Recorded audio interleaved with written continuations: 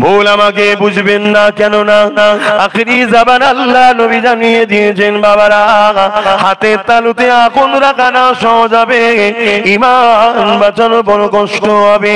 আল্লাহ নবী আরো জানিয়ে দিলেন, আমার উম্মত উম্মতিরা বাবারা শুনে রেখে দাও, বনী ইসরাইল কওমের মধ্যে ৭২ দলে বিভক্ত হয়ে গেছে, আমার উম্মত দাবিদারদের মধ্যে ৭৩ দলে বিভক্ত হবে। ৭৩ দলই আল্লাহকে মানবে, ৭৩ দলই নামাজ পড়বে, ৭৩ দলই রোজা রাখবে, ৭৩ দলই হজ করবে, ৭৩ দলই দাঁড়িয়ে থাকবে, ৭৩ দলই আলেম থাকবে, ৭৩ দলই বলবে কোরআন বলছি, ৭৩ দলই বলবে হাদিস বলছি। এরপরও নবী বললেন ৭২টা জাহান্নামী হবে, একটি দল জান্নাতি হবে। সাহাবা হুজুররা জিজ্ঞাসা করলেন, ইয়া রাসূলুল্লাহ হাবিবাল্লাহ, কোন দলটা জান্নাতি হবে?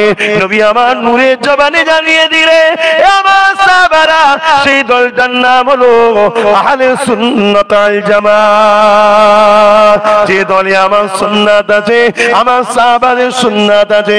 সুন্নাত কাকে বলা হয়?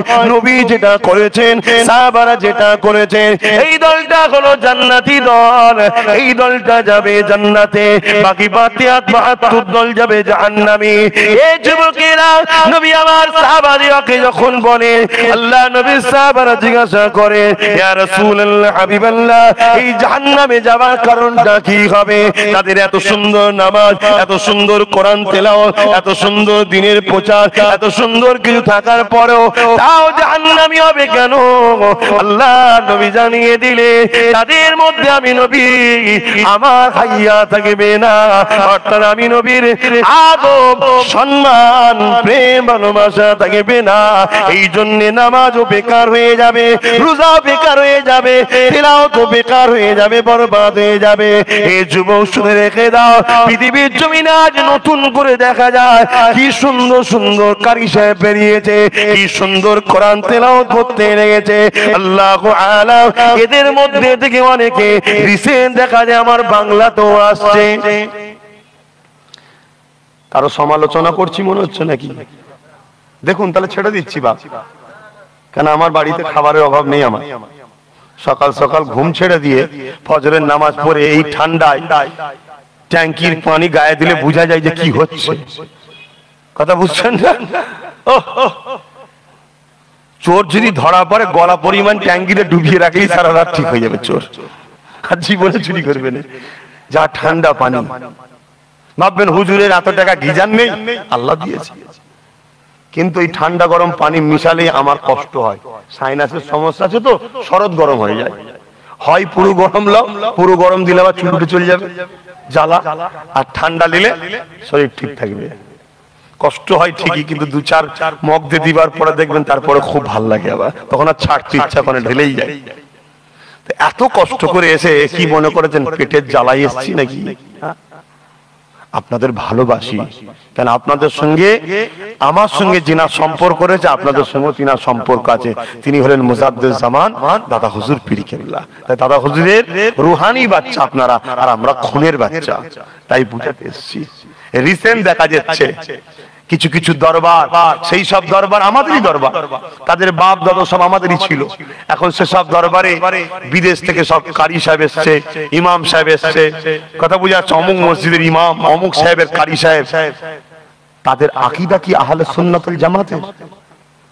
তারা কি ইমামে আজম আবু হানিফাকে মানে? তারা কি আমার রাসূলুল্লাহকে হায়াতুন নবী বলে মানে?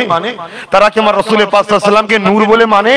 তারা আমার নবী পাককে কি দাঁড়িয়ে সালাম দেওয়া পছন্দ করে? তারা কি আমার নবীর শাফাআত করতে পারবে মানে? আর আমরা হা করার মতো হুজুর এনেছে। কিয়ামতের দিন হুজুরও বাঁচাতে পারবে না বাপ। কথা বুঝছেন না, বোঝেন না?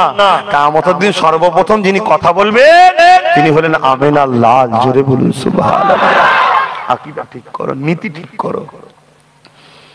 আমি আব্বাস সিদ্দিকীকে দেখেছেন আপনারা? আমি একা থাকা পছন্দ করি, নীতি বিসর্জন পছন্দ করি না। অনেকে আমাকে বলে বড্ড একঘেয়ে, যা বলিস বলবি যা বাবা, কারো কথায় আমি কান দিই না। আমার একটাই লক্ষ্য, দাদা হুজুর ৫ হুজুরের মাধ্যম দিয়ে আমার রাসূলুল্লাহকে ধরা, সাহাবাদেরকে ধরা।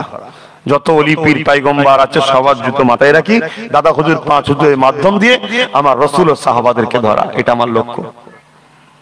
কি কথা আপনাদের কষ্ট দিলাম নাকি? কেননা সমাজে আর দুই ধরনের দুশ্মন ঢুকবে বড় সুন্দর করে সেজে, ঢুকবে বড় সুন্দর করে সেজে গুজে, ঢোকার পরে সুন্দর করে তোমাকে ইমামতি দেখিয়ে দেবে, সুন্দর করে ঢোকার পরে তোমাকে কিরাত ও তেলাওয়াত শুনিয়ে দেবে। এই জন্য আমি প্রায় বলি কোরআনের অত গভীর আপনারা বুঝবেন না, হাদিসের অত মসলা আপনারা বুঝবেন না। এই জন্য আমাদের বাচ্চাদের উচিত ইসলামের ইতিহাসটা পড়া। আজকে যে জেরুজালেমে মসজিদে আকসা রয়েছে, যে মসজিদে আকসা এই যুবকের একটা সময় দখল করে নিয়েছিল জালিমরা, তাদের হাত থেকে উদ্ধার করেছিল ইসলামের ইতিহাসের একজন রাজা, নাম ছিল সালাউদ্দিন আইবি রাহমাহুল্লাহ। বেশক তিনি আল্লাহ পাকের বড় প্রেমিক বান্দা ছিলেন। উনি যখন এই মসজিদে আকসাকে সন্ত্রাসদের হাত থেকে উদ্ধার করলেন, সবাই মুসলমান আনন্দে, সবাই মুসলমান খুশি হতে লেগেছে। কিন্তু সালাউদ্দিন আইবি হুজুর নিজের ঘরের মধ্যে বন্দী হয়ে মনটা বড় মরা করে বসে রয়েছে। ওনার কাছে যারা সেনা প্রধান ছিল, প্রধান এসে তিনাকে বলতে লেগেছে, হুজুর আজকে এত বড় একটা পুণ্য কাজ আমরা করলাম, সন্ত্রাসীর হাত থেকে আল্লাহ পাকের ঘর মসজিদে আকসাকে আমরা আজাদ করলাম, উদ্ধার করলাম, সবাই খুশি আনন্দ করছে। হুজুর আপনার মনটা কেন এত মরা? হুজুর আমার বলতে লেগেছেন, বাবারা প্রকাশ্য দুশমনের সঙ্গে লড়াই করা চিতা সম্ভব আছে, কিন্তু আমি ভাবতে লেগেছি এখনো আমার কওমের মধ্যে কিছু মুনাফিক গাদ্দার আছে, এগুলো যদি শেষ না করে দিয়ে যাওয়া যায় খুব তাড়াতাড়ি আবার মসজিদে আকসা বেদখল হয়ে যাবে। ওই সময় সালাউদ্দিন আইবি একজন দুজন নয় 3000 ইমাম আলেম মুফতি কারীকে কতল করেছিল। কত বলবেন তো? আমি বুঝতে পারছি না আমার আলোচনাটা কি অপছন্দ হচ্ছে নাকি? কত? কারা তার মানুষ? আলেম, হাফেজ, ইমাম, কারি, এবং আমাদের এই ছোট ছোট মসজিদের মতো নয়, তারা এক একজনের পিছনে লক্ষ লক্ষ লোক নামাজ পড়তো। তাহলে সেই দিন যদি এটা হতে পারে, তাহলে আজকের দিনে তোমার আমার এলাকার কারি সাহেব, ইমাম সাহেব, মসজিদে সাহেব, মুয়াজ্জিন সাহেব, কি বলে ইমাম সাহেব, মুফতি সাহেব, হাজি সাহেব কি হয়ে আছে তুমি কি জানো? লাপালাপি করলে হবে? চীনা মানুষের থেকে ইসলাম শিখতে হয়, এই জন্যই বলা হয়েছে তোমরা তো আমার ভাই, তোমরা তো আমার বাপের ছেলে, তোমরা তো আমার মুজাদ্দেদ জামানের ঘরের ছেলে, তোমরা তো হুড়হুড়ি করো কেন? পীরের বাচ্চা করেছে, পীরের বাচ্চা আনছে, এটাই তো পলিসি, এটাই তো পলিসি। আপনার ঘরে মুরগি আন্ডা দেয়, মুরগির বাচ্চা ফুটান না আপনারা? সব কটা বাচ্চা হয় না, একটা দুটো ঘোলা হয়। একটা দুটো ঘোলা আছে তো রে বাবা, সেইগুলোকে অর্থ দিয়ে ইসলামের দুশমনরা এইভাবে আস্তে আস্তে আমার দাদা হুজুরের সুন্দর বাগানকে খিচড়ি বানাতে চাইছে। খেও খেয়ে দিন রাত হবে, খেও খেয়ে হাজার রকম মডেল ঢুকে যাবে। আজকে যে আমরা এক কথায় লক্ষ কোটি মানুষ ফুরফুরার পীর আবু বকরের সিলসিলার মুখের দিকে চেয়ে আছি, আজও বাংলার মানুষ এক কথাতে যাই হোক দাদা হুজুর, ঠিক না বে ঠিক, এইটা ডিভাইড করে এটাকে খিচড়ি পাকিয়ে দিবার প্ল্যান ইসলামের দুশমনরা করছে। আমাদের হুঁশ আছে? আর আজ ক্ষতি করছে কারা? যে সব দরবার কোন দাদা হুজুরেরই, অস্বীকার করছি না, সেই দরবারের মুরব্বীরা আল্লাহ করে বড় বড় ওলি ছিল, ভালো মানুষ ছিল, তাদের ঘরের ছেলেরা এখন সব সিলসিলার ক্ষতির দিকে নিয়ে যাচ্ছে। কেন? মানুষ তাদের কথা শোনে না, মানুষ তাদের ডাকে সাড়া দেয় না, মানুষ তাদের মাহফিলে যায় না, মানুষ যদিও যায় ওলির মাজার জিয়ারত করে পালায়, তাদেরকে মুসাফা করে নজরানা হাদিয়া দেয়নি। তাই তারা দেখছে লোক তো জুগাড় আর আমরা করতে পারছি না, তাই কিছু ময়না পাখি ভাড়া করলি আসো, ময়না পাখি দেখার জন্য লোক জড়ো হোক। শোনেন বাপ, এই কথাগুলো কি আপনাদের গায়ে লাগছে? এটা সবাই বলবেন, তাহলে আমি ছেড়ে দেবো, বলা কি দরকার? কিন্তু আপনাকে জিজ্ঞাসা করছি, আপনার বাপ, আপনার দাদু 1 বিঘে জায়গা রেখে গেছে, ওই জায়গায় কেউ যদি 1 বিঘা কাটে, আল কাটতে গিয়ে আপনি ছেড়ে দেবেন? আপনার বাপ, আপনার দাদু একটা পুকুর রেখে গেছে, ওই পুকুরে ভালো ভালো বড় বড় মাছ আছে, ওই পুকুরে কেউ যদি বলে ভাই অনেক তো আছে, একটা জাল ফেলি না, আপনি ফেলতে দেবেন? ছিপ ফেলতে দেবেন? ছিপ ও আপনি দুনিয়ার স্বার্থে যদি এটা বলেন না, তাহলে আমার মুজাদ্দেদ জামান সেই ঘরের আমি চতুর্থ প্রজন্ম, আমার বাংলাতে কেউ এসে জাল ফেলে আমার দ্বারা মুরিদদের ঘরে চুরি করে বেঈমান বানাতে চাইবে, তাকে আমি ছেড়ে দেবো? যদি জানতাম তারা আহলে সুন্নাত ওয়াল জামাতের, কেন অনেক হক আহলে সুন্নাত ওয়াল জামাতের উলামা বাইরে আছে না? নয়, তাদেরকে নিয়ে আসুন না। আপনি বুকে হাত মারা লোক নিয়ে এসছেন কেন? আপনি হাত ঝাড়া লোক নিয়ে এসছেন কেন? কথা বুঝছেন না, বোঝেন না? যারা আমার রসুলকে মাটির বলে মরে গেছে বলে তাদের নিয়ে উঠাবসা করছেন কেন? আপনি নিয়ে আসুন। অনেক হক উলামা রয়েছে, কারামত আলী জনপুরি সাহেবের রয়েছে, তারপরে কি বলে ওই যে হাজী ইমদাদুল্লাহ মুহাজির মাক্কি রহমাতুল্লাহ আলাইহি যে তিনার মাননেওয়ালারা রয়েছে, আরো হক রয়েছে পৃথিবীতে। সেসব আহলে সুন্নাত ওয়াল জামাতের মানুষকে নিয়ে আসে, তারা এসে মানুষকে নবীর প্রেমের কথা শোনাবে, তাহলে আপনাদের মজবুত আরো হবে না রে। মিশরে তো ঈদে মিলাদুন নবী হয়, এই দেখ মিশরের লোক এসে ঈদুল মিলাদুন নবী করছে, কি আপনাদের আরো ইতমিনান হবে। তবে এতটুকু আপনাদের করে বলি, তাম পৃথিবী থেকে কে কোথা থেকে নিয়েছে কি দেবে সেটা বড় কথা নয়, আপনার দাদা হুজুর যেটা দিয়েছে জানবেন এটাই সারা পৃথিবীর আহলে সুন্নাত ওয়াল জামাতের আকীদা। জোরে বলুন সুবহানাল্লাহ। পূর্ব ভারতে দাদা হুজুর দিয়েছে। কি গো আমার এই কথায় আপনারা বেজার হচ্ছেন? বলেন না, যে যারটা বুঝে না বোঝে না, যে যারটা গুছবে না গুছবে না। তাহলে আমার মুজাদ্দেদ জামান রক্তকে পানি করে বাংলা সুন্দর করে মানুষের ঘরে ঘরে ইসলাম দিনকে পৌঁছে দিল। তোমরা আজকে যুবক আমার কথায় যদি বেজার হও, আমার কিছু করার নেই বাপ। তোমার দাদু, তোমার পদ্দাদু, তার আব্বার নাম তুমি জানো না। আমি তোমায় বলছি যুবক, তুমি তোমার দাদুর নাম জানো না? জানো? এই বাংলা ইসলাম ছিল না। দাদা হুজুর অনেক কষ্ট করেছে, কবরে গিয়ে দেখেছে হিজড়ে নাচ হচ্ছে কবরস্থানে, মাজার গুলোতে ঢোল বাজনা বাজানো হচ্ছে, সেজদা করা হচ্ছে, পীরের নামে বিসমিল্লাহ আল্লাহু আকবার না, পীরের নামে জবাই হচ্ছে। এত নোংরা ছিল। দাদা হুজুর রহমাতুল্লাহ আলাইহি তাদেরকে বলতে কাছে তারা বাঁশ তুলেছে দাদা হুজুরকে মারবে বলে। তুমি জানো ইতিহাস? তোমরা তো পড়োনি। সবচেয়ে বড় দুঃখ এটাই, সবচেয়ে বড় দুঃখ এটা যে আমার ঘরের বাচ্চারা পড়াশোনা করে না। আল্লাহর রাস্তা তোমাদের ঘরে বলে যায় বই পড়ো।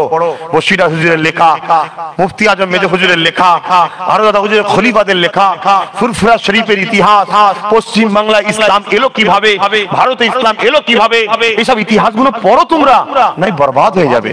আর আমি যখন এসে বুঝাতে চাইবো তখন তোমাদের মনে খারাপ লাগবে। এইসব কথা বলার কি দরকার? প্লেন দুটো কথা বলে চলে যাবে, একটু শুনবো। তোমাদের যদি পড়া থাকতো তাহলে এইসব ময়না পাখি ঢুকতো না। তাদেরকে দেখতে খুব ভালো লাগে কিন্তু তাদের ভেতরটার বুলি খুব খারাপ। তারা আমার নবীকে সম্মান করে না, প্রিয়ার করে না, আমার নবীর সামনে গুস্তাখি রাখে, আমার নবীর সামনে বুকস রাখে। আর আমার নবী ছাড়া কোনোদিন আল্লাহ পাবে এই দুনিয়ায় একটা লোক দেখাতে পারবেন না। নবীকে বাদ দিয়ে আল্লাহ পাওয়া যাবে? শুধু লা ইলাহা ইল্লাল্লাহু মুহাম্মাদুর রাসূলুল্লাহ পড়ে নিলেই নবী মানা হয়ে গেল? হ্যাঁ, আল্লাহকে যেমন আল্লাহ মতো করে মানতে হবে। কেউ যদি বলে আল্লাহ সব পারে কিন্তু এই গাছ থেকে উপড়াতে পারবে না, এটা আল্লাহ মানা হলো? তাহলে বলছেন তো আল্লাহ মানি না। আল্লাহকে আল্লাহর জাত, তার শান, তার মর্যাদা, তার ইজ্জত, তার মাকাম অনুযায়ী আল্লাহ মানতে যেমন হবে, মুহাম্মদ রাসূলকেও তার শান, তার মর্যাদা, তার মাকাম, তার আবরু, তার ইজ্জত অনুযায়ী তাকে মানতে হবে। তবেই তোমার কলেমাটা পূর্ণাঙ্গ হবে, বিশ্বাস করে নিতে হবে।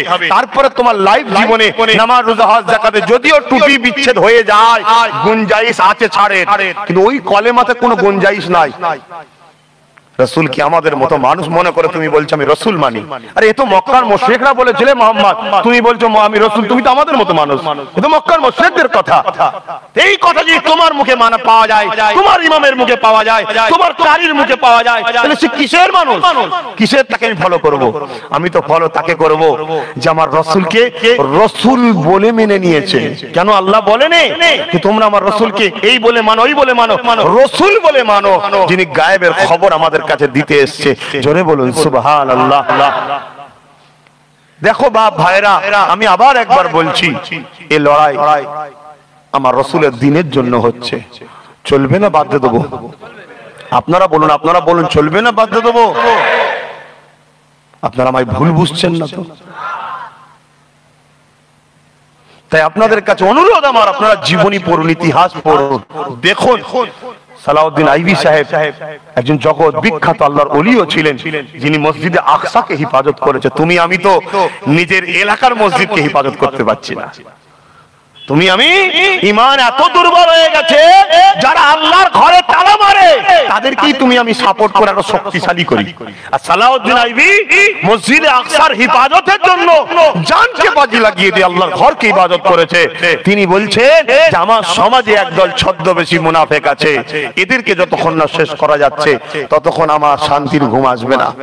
3000 শুধু তার নয়, তার আগে চলে যাও, তার আগে ইমামে হোসাইন পাককে যখন 25,000 সৈন্য নিয়ে এক সাহাবী হুজুরের ছেলের নেতৃত্বে হুজুরের বিরুদ্ধে লড়াই করতে আলো 25,000, তার মধ্যে শুধু 7,000 ছিল হাফেজ, 3,000 ছিল মুফতি। শুনছেন বাপ, ইমাম হোসাইনের বিরুদ্ধে লড়াই করেছে। তাই তোমাদেরকে বলবো, আব্বাস সিদ্দিকীকেও মানার আগে 100 বার ভাবো, কিন্তু দাদা হুজুরকে মজবুত করে ধরে রাখো যদি বাঁচতে চাও। বাঁচতে যদি চাও, ঈমান যদি বাঁচাতে চাও, এটা আমার কথা, নিতে পারেন নাও নিতে পারেন, কারণ আলোচনা সমালোচনা থাকতেই পারে, আপনার অধিকার আছে, কিন্তু করুন, গঠনমূলক ভাবে করুন, গঠনমূলক ভাবে করুন, কিন্তু মনে করবেন ঠকতে না হয়। অতি চালাকের কোথায় দড়ি হয় জানেন তো নাকি? ঠকতে না হয়। আজ কিছু মানুষের অভ্যাস হয়ে গেছে, সারা জীবন যে বাপটা আমাকে ছোটবেলা থেকে খাইয়ে খাইয়ে বড় করলো, কোলে করে নিয়ে মাথায় করে নিয়ে কাঁধে করে নিয়ে ঘুরলো, আমার জন্য নিজের জানকে বাজি লাগিয়ে দিল, মাথার ঘামকে পায়ে ফেললো, নিজে কোনোদিন একটা ভালো জামা পরলো না, আমাকে তোমাকে জামা কিনে দিল, বিয়েটা হতে শুধু বাকি, শ্বশুর হয়ে গেল আব্বা আর এ হয়ে গেল বুড়ো। এরকম খসলতের ছেলে আছে না সমাজে? তো সেই সমাজের ছেলে এখন বাপ নতুন নতুন সব আকীদা ধরতে চাইছে, নতুন নতুন সব আকীদা ধরছে। ব্যক্তিগত কারোর সঙ্গে আমার কোনো লড়াই নেই, ব্যক্তিগত কারোর সঙ্গে আমার বন্ধু নাই। আমার বোঝাবার উদ্দেশ্য একটাই, আকীদা ঠিক করুন, ঈমানকে বাঁচান, ঈমান বেঁচিয়ে নামাজ পড়ুন, রোজা রাখুন, হজ করুন, দান খায়রাত করুন, মা বাপকে ভালোবাসুন, বড়দের সম্মান করুন, গরিব অসহায় দিন দুঃখী মিলেমিশে থাকুন, দেশকে ভালোবাসুন, দেশবাসী হিন্দু দলিত আদিবাসী সাঁওতাল সবাইকে ভালোবাসুন। ঈমান বাঁচিয়ে, ঈমানকে বিসর্জন দিয়ে নয়। আজ আমাদের ঘরের ছেলে সম্প্রীতির নামে অন্য ধর্মের ধর্মীয় অনুষ্ঠানে যে হাজির, তোর ঈমান থাকবে? তোমার এইটুকু হুঁশ নয়? ঈমানকে বাঁচিয়ে যাও, ঈমানকে বাঁচিয়ে তাহলে কিভাবে যাব? অন্য ধর্মের মানুষ যখন ক্ষুধার্ত তাকে খাবার দাও, তোমার ঈমানকে বেঁচিয়ে ভালো কাজ করতে গেছো, তুমি সওয়াবও পাবে। অন্য ধর্মের মানুষের পরনার কাপড় দাও, অন্য ধর্মের মানুষের হেল্প করো, তার পড়াশোনা তার চিকিৎসার জন্য খরচ করো, এতে তুমি পুণ্য হবে, সওয়াব হবে। তুমি অন্য ধর্মের ধর্মীয় অনুষ্ঠানে গিয়ে কি করে তুমি বলছো আমি ঈমান আছে? এগুলোকে বুঝতে হবে। হযরত ওমর ফারুক হুজুর নিষেধ করেছেন যে খবরদার তোমরা যেও না, নবীর মুখে শুনেছি ওই সময় আল্লাহর লানত হয়। আমাদের ঘরে ছেলেরা সেখানে যে, আর আমি এগুলো যখনই বলবো আপনারা আমাকে বলবেন এ গাইয়া হুজুরাত চলবে না বাজারে, আপনারাই বলবেন। বা বাজারে চলবে কি জানি না, আমি বাজারে চালাতে এসেছি, আমি আল্লাহর জান্নাতে যাব কি সেখানে চলবে কি সেটা ভাবতে এসেছি। আমি এই দুনিয়ার বাজারে নিজেকে চালাতে এসেছি। কেন? দুনিয়ার বাজারে আমার কোনো হাইসিয়াতই নেই, আমার কোনো অস্তিত্বই নেই। আমার আল্লাহ আমাকে অস্তিত্ব দিয়েছে, আমার আল্লাহ আমাকে জবানে কথা দিয়েছে, আমার আল্লাহ আপনাদের গ্রামে আজকে নিয়ে এসছে, আপনাদের ঘরও জড়ো আমার আল্লাহ করিয়ে দিয়েছে। বোঝার চেষ্টা করেন বাপ। বাপেরা, নওজোয়ান তরুণেরা, যে নবী আমার কিয়ামতের দিনে তোমার আমার জন্য কাঁদবে, সারাটা জীবন যে নবী আমার তোমার আমার জন্য কেঁদেছেন, সেই নবীর শানে গুস্তাখি করলে তাকে কখনো মেনে নেওয়া যেতে পারে না। এই যুবকেরা, তাতে তুমি যদি মনে করো আব্বাস সিদ্দিকী তোমার অনেক ক্ষতি হয়ে যাবে, কিসের ক্ষতির কথা বলছো? আমার জিন্দেগির সব থেকে মূল্যবান জিনিস হচ্ছে আমার জান। এই জানটাও যদি চলে যায় কোনো পাওয়া নয়, তথাপিও নবী ছেড়ে কোনোদিন নবীর দুশমনের পক্ষে যেতে রাজি নয়। হ্যাঁ, দুটো জিনিস, একটা আত্মীয়তা, একটা হলো আকীদা। মানুষ মানুষের সঙ্গে মিশবে, এটা হলো আমার আত্মীয়তা, কিন্তু ধর্মের ব্যাপারে কখনো নবী বিদ্বেষীর সঙ্গে উঠা বসা করতে রাজি নয়। ধর্মের ব্যাপারে ব্যাপারে নবীর দুশমনের থেকে দিন শিখতে রাজি নয়, ধর্মের ব্যাপারে নবীর দুশমনের সঙ্গে যতই কোরআন বলুক তার মুখ থেকে শুনতে রাজি নয়, ধর্মের ব্যাপারে নবীর দুশমন যতই হাদিস বলুক তার মুখ থেকে শুনতে রাজি নয়। কেননা যে নবী আমার সারা জীবনটা তোমার আমার জন্য কেঁদেছে, আজও রওজা মুবারকে যে নবী আমার তোমার আমার জন্য কাঁদছে, ওই নবীকে মরা জানবে, ওই নবী মরে গেছে বলবে, তার মুখ থেকে কোরআন শুনতে রাজি নয়, তার মুখ থেকে হাদিস শুনতে রাজি নয়। হ্যাঁ মানুষ, তুমি আমি ব্যবসা করবে একসাথে, তুমি আমি উঠা বাজা করবে একসাথে, তুমি আমি লেনদেন করবে একসাথে, তুমি আমি রাষ্ট্র চালাবো একসাথে, এটা মানব বন্ধন, এটা আলাদা জিনিস। কিন্তু তোমার মুখ থেকে আমি কোরআন শুনতে রাজি নয়, তোমার মুখ থেকে আমি ধর্ম শিখতে রাজি নয়। কেননা তোমার আকীদা আমার নবী পাক কিয়ামতের দিন শাফাআত করতে পারবে না। অথচ সাহাবাদের আকীদা কি? সাহাবারা আমার নবী পাককে জিজ্ঞাসা করেছিলেন, ইয়া রাসূলুল্লাহ কিয়ামতের দিন আমাদের কি হবে উপায়? আল্লাহ নবী বলেছিলেন, সর্বপ্রথম আমি আমার পরিবারদের শাফাআত করব, তারপরে আমি আমার মদিনার মানুষদের জন্য শাফাআত করব, তারপরে আমি মক্কার জন্য শাফাআত করব, তারপরে আমি ঈমান যদি যারা পরিমাণও থাকে পৃথিবীর সমস্ত মানুষের শাফাআত করে জান্নাতে নিয়ে যাব।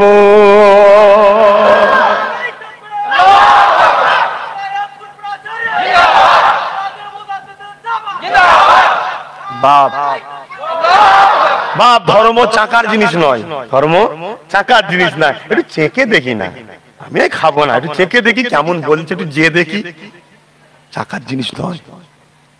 আপনি কোথায় বসছেন, আপনার উঠা বসা কোথায়, আমাকে আপনারা ভুল বুঝছেন না তো? আবার বলছি, আপনি একটা ইহুদি, খ্রিস্টান, অমুসলিম যে কোনো লোকের সঙ্গে আপনি ব্যবসা বাণিজ্য লেনদেন, একে অপরকে হেল্প করা, উঠা বসা করা, বন্ধুত্ব করা, দুনিয়াবি ক্ষেত্রে সবটাই ইসলামে জায়েজ আছে। কিন্তু আপনার ধর্ম শিক্ষাটা আপনি কার থেকে নেবেন, আপনার ধর্মীয় কালচার আপনি কার থেকে নেবেন, এই জায়গাটা আপনাকে মাথায় রাখতে হবে। আপনাদের মনে হচ্ছে যেমন আবু জেহেল জুলুম করেছিল, হযরতে বিলালের উপরে অত্যাচার করেছিল, হযরতে খাব্বাবের উপরে অত্যাচার করেছিল, হযরতে খুবাইবের উপরে অত্যাচার করেছিল, হযরতে আম্মা জান সুমাইয়া হুজুরের উপরে অত্যাচার করেছিল, হযরতে সালমান ফারসি হুজুরের উপরে অত্যাচার করেছিল। এক কথা, আমার নবী পাকের প্রথম জীবনে সাহাবীদের উপরে অত্যাচার করেছিল।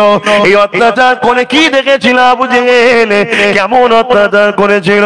সাহাবা হুজুর দিওকে গরম বালির উপরে শুইয়ে দিয়েছে, তাদের বুকে ভারী পাথর চেপিয়ে দিয়েছে, রডকে গরম করে মুখে ছেঁকা দিয়েছে।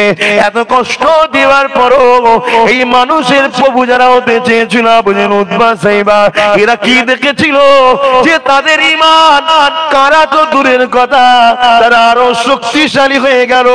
আর এই খবরটা চতুর্দিকে ছড়িয়ে গেল, সবাই দিবানা হয়ে গেল। আরে কি এমন মুহাম্মাদের মধ্যে আছে তার প্রেমিকদের উপরে এত অত্যাচার হলো, তারা মুহাম্মদকে ছাড়ে না।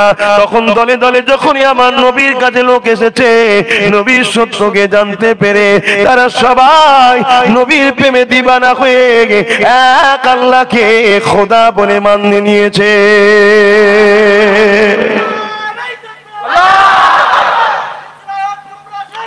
জিন্দাবাদ জিন্দাবাদ আল্লাহু আকবার। তাহলে তারা দেখলো চাপ দিয়ে আরো উল্টো আমাদেরই ক্ষতি হয়ে গেছে। তখন তারা সেই দিন থেকে একটা পলিসি তৈরি করেছে, ওই পলিসিটার নাম হলো মুনাফিকি পলিসি। কি পলিসি? মুনাফিকি। তাহলে ইসলামের আর একটা দুশ্মন তৈরি করলো কারা? যারাই মানুষের প্রভু হতে চায় পাওয়ারের জোরে, তারাই তৈরি করলো। নিজেরা পেশাদ দিয়ে পাচ্ছে না বলে দ্বিতীয় নম্বর অপশন তারা পলিসি তৈরি করলো। ওই প্রকল্পটার নাম দিল মুনাফিকি প্রকল্প, মানে মুনাফিকি পলিসি। মুনাফিকি পলিসি।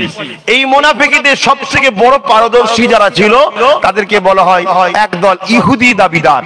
একদল ইহুদি দাবিদার। কারণ ইহুদিরা আগে থেকেই এক আল্লাহ মানে, কিন্তু আল্লাহর সঙ্গে শরীক করেছিল উজাইর আলাইহিস সালামকে। কথা বুঝে আসছে? ইহুদিদের মুখেও দাড়ি, ইহুদিরাও আসমানি কিতাব পড়েছে, তাই তারা ধর্ম টর্ম সম্বন্ধে ভালো জানে, তাই ইহুদিদের ঘরে পলিসি হিসাবে লাগানো হলো। তারা কি করলো? মাথায় টুপি দিয়ে মুখে দাড়ি রেখে সমাজের মধ্যে ঢুকলো। ঢুকে যে পাওয়ারের জোরে এত কষ্ট গুলো কেউ সহ্য করার পরে নবী ছাড়তো না, সেই পাওয়ার গুলো আমাদের কাছ থেকে কিনে নিচ্ছে। সেই পাওয়ারটা কি? আল্লাহর প্রেম, নবীর প্রেম। আজকে আমাদের ঘরের ছেলেদের অন্তরে আল্লাহর প্রেম, নবীর প্রেম আছে? আছে? কোথায় আছে? কোথায় আছে? আমাদের ছেলেদের অন্তরে আল্লাহর প্রেম, নবীর প্রেম নেই।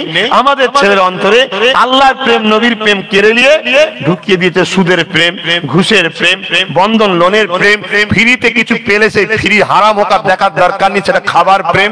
মসজিদ যাচ্ছে যাক, আমার পার্টি অফিস থাক। মসজিদ যাচ্ছে যাক, আমার নেতার বাড়িটা থাক। মাদ্রাসা যাচ্ছে যাক, আমার দল মিথ্যা চোর প্রমাণ হলো থাক। আজকে আমাদের ঘরের ছেলেদের অন্তরে এই দুনিয়ার প্রেম ঢুকিয়ে দিয়েছে। এটা পলিসি। আর আমাদের মতো যখন নবীর পক্ষে আপনাদের ঘরে এসে নবীর প্রেম দিতে চায়, এমন ভাবে আপনাদের ঘরে শিখিয়ে দিয়েছে, আপনারা আমাদের ঘরে ধরা দিচ্ছেন না, পালিয়ে যাচ্ছেন। কেন? আপনাদের ব্রেনে ঢুকে গেছে পীর মানে একটা ব্যবসা, পীর মানে শিরক, ওটা শয়তানি কাজ। এটাও ঢুকানো হচ্ছে না? ঢুকানো হচ্ছে। তাহলে আপনারা কত দূর আমাদের থেকে পালাতে চাইছেন বুঝতে পারছেন? এবার আমরা যদি ধরতে না পারি আপনাদের ঘরে, তাহলে আমরা কি করে নবীর প্রেমটা আপনার দিলে ঢুকাবো? আর নবীর প্রেম, আল্লাহর প্রেম যে এসে যাবে, আবার আপনাকে যদি গরম করার আগুন টকবকে আংরাতেও বসিয়ে দেয়, আল্লাহর কসম দিয়ে বলে যাচ্ছি, ওই আগুন আপনার কোমরে গোস্ত পানি বাইরে বাড়িয়ে আগুন নিভিয়ে যাবে। আপনার দিল থেকে ঈমানের আগুনকে তারা ঠান্ডা করতে পারবে না। জোরে বলুন সুবহানাল্লাহ। কিন্তু আপনারা ধরা দিচ্ছেন না। ওই তো দেখা বছরে একবার জলসা, 2 ঘন্টা এসে বাবারা বাবারা এই করো বাবা, ওই করো বাবা, এই করো বাবা, কি হবে? আর বাকি প্রতিটা গ্রামে এই যারা মানুষের প্রভু হতে চায়, এদের অর্থে প্রতিটা গ্রামে কম বেশি কিছু লোক ছাড়া আছে। আমরা বছরে একদিন বলে যাব, বাকি দিন তারা আস্তে আস্তে ব্রেন ওয়াশ করে, প্রকাশ্য নয়, আস্তে আস্তে ব্রেন ওয়াশ করে। আপনারা তাদের খপ্পরে পড়ে যাচ্ছেন।